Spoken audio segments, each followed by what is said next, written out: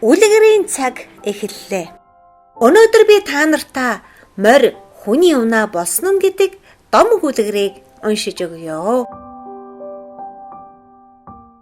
Урд цагт морь уг нь хүний гарт идлэгдээгүй байх цагта хээр талаар дураараа бэлчдэг байжээ.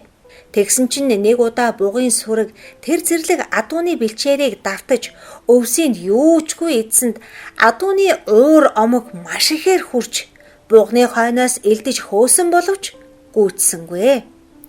Адуу бугыг хөөгөөд гүйцээгүүдээ улам ихээр уурлаж яаж бугнаас хариугаа авдгийг бэлээ гэд бодож явтал хүнтэй таарлаж гинэ.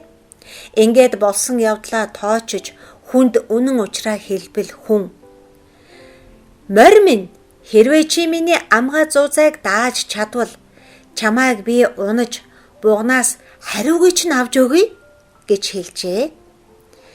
Зэрлэг бугнаас хариугаа авчил байвал бусд нь ч юу яах вэ гэж бодоод морь хүний хэлснийг зөвшөөрч түүний хэлсэн болгоныг уг дуугүй дагсаар эмээл хазаар тохиулж идлүүлж дасныхаа дараа бугнаас хариугаа авах гээд хүний унаа болсноо гэнтхэн ухаарч гинэ. Харин хүн адуунд бугнаас хариугийг чинь авч өгнө гэж хэлсэн ёсороо бугыг намандаг болсон юм гинлээ.